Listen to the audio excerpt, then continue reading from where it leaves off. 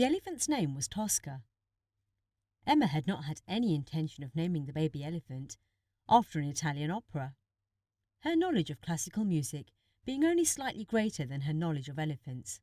But as soon as she laid eyes on him, she had known that his name was Toska.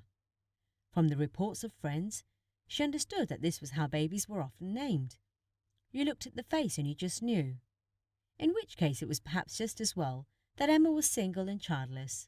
Who knew what she might have ended up calling a child?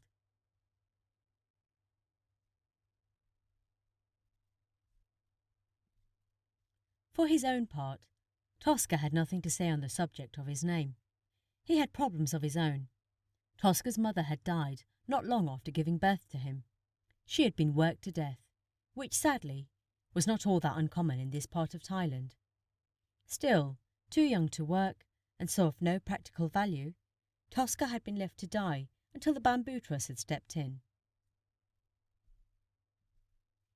The trust was a volunteer organisation working in various East Asian countries, and Emma had been with them for just a week when Toska came in, malnourished, dehydrated and close to death.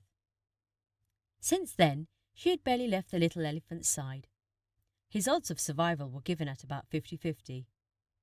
You shouldn't have named him. Mike McGill had come out to Thailand for a month-long stint as a volunteer about 20 years ago and never left. Now he ran this trust outpost in his own roundabout style. I didn't name him, Emma insisted. I just recognised what his name always was. Uh-huh. Does that sound dumb? Asked Emma. Mike shrugged. Yeah, but I've heard dumber.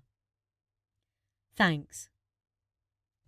I'm just saying, Mike continued.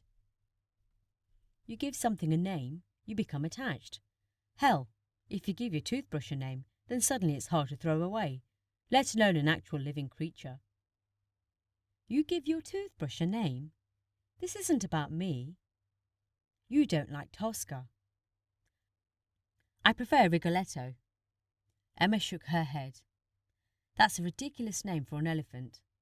Mike nodded. I've got a new volunteer for you to look after. I'm a new volunteer. Emma had been here a week and a half. She was barely over the jet lag.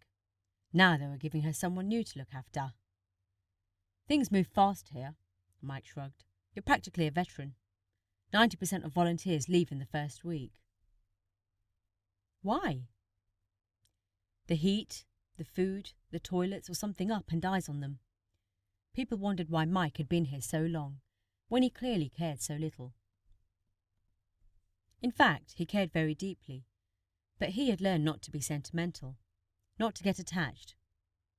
It was either that or go crazy. His name's Luke, or Lucas, or Larry. Something with an L. Here he comes. Emma looked to where Mike pointed to see a man around her own age, late 20s, walking across the yard towards the makeshift hut in which Toska had been housed. Most new volunteers looked terrified when they arrived, unsure of everything, scared of doing something wrong, questioning the moral certainty that had brought them here. Luke, or Lucas or Larry, looked as if he owned the place.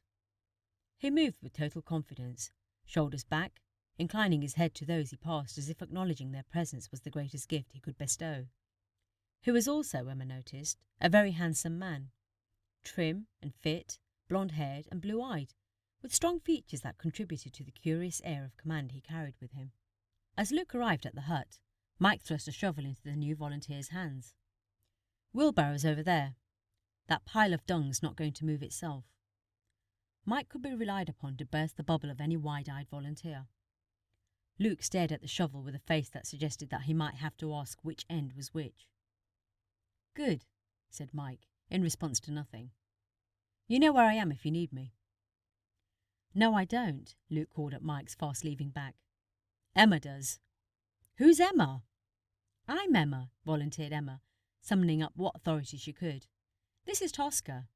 She indicated the supine elephant.